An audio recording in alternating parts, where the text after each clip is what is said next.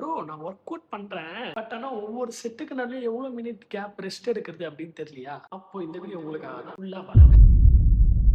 இப்போ நீங்க ஒரு காம்பவுண்ட் லிஃப்ட்ஸ் பண்றீங்க. For example bench press, squads அப்புறம் பார்த்தீங்கன்னா டெட்லிஃப்ட் இந்த மாதிரி ஹெவி ஒர்க் அவுட் பண்ணும்போது ஒவ்வொரு செட்டுக்கு நடுவுல ஒரு 2 to 3 மினிட்ஸ் கேப் வந்து ரெஸ்ட் எடுக்கிறது ரொம்ப நல்லது. ஏன்னு பார்த்தீங்கன்னா நீங்க ஒரு செட் முடிச்சுவாங்க. நெக்ஸ்ட் செட் போணும் அப்படின்னா உங்களால ஒரு ப்ராப்பர் ஃபார்ம் அந்த மாதிரி போட முடியாது. ஸோ அதனால நீங்க ஒரு 2 to 3 மினிட்ஸ் எடுத்து பாருங்க. கண்டிப்பா உங்களால ப்ராப்பர் ஃபார்மோட நல்ல வெயிட்டோட போட முடியும். So அதுக்காக அடுத்து என்னன்னு பார்த்தீங்கன்னா ஐசோலேட் மூவ்மெண்ட்ஸ். ஐசோலேட் மூவ்மெண்ட் அப்படின்னு சொல்ல வரும்போது பைசெப்ஸ் கர்ல், லெக் எக்ஸ்டென்ஷன் அப்புறம் பார்த்தீங்கன்னா லேட்டரல் ரைஸ் இது எல்லாமே பார்த்தீங்கன்னா ஐசோலேட் மூவ்மெண்ட்ல தான் வரும். ஐசோலேட் மூவ்மெண்ட்லாம் மேக்ஸிமம் பார்த்தீங்கன்னா ஒரு நிமிஷம் ரெஸ்ட் டைம் இருந்தாலே போதும். பட் இல்ல ப்ரோ நான் வந்து எவ்ரி செட் பார்த்தீங்கன்னா வெயிட் இன்க்ரீஸ் பண்ணுவேன் அப்படின்றவங்களுக்கு பார்த்தீங்கன்னா ஒரு 1 to 2 மினிட்ஸ் ரெஸ்ட் இருக்கிறது நல்லது. நானும் அப்படிதான் பண்ணிட்டு இருக்கேன். ஸோ நல்ல ஒரு ரிசல்ட் தருது. ஸோ நீங்களும் பண்ணீங்க அப்படின்னா ஒரு குட் ஃபார்ம் அப்புறம் பார்த்தீங்கன்னா வெயிட் நல்ல வெயிட்டோட பண்ணலாம் நீங்க. ஸோ நல்லா இருக்கும். இந்த மாதிரி நிறைய டவுட் இருக்கு ப்ரோ அப்படின்றவங்களாம் பார்த்தீங்கன்னா கமெண்ட் பண்ணுங்க. நான் கண்டிப்பா ரிப்ளை பண்றேன். நம்ம நெக்ஸ்ட் வீடியோல பார்ப்போம். பாய்.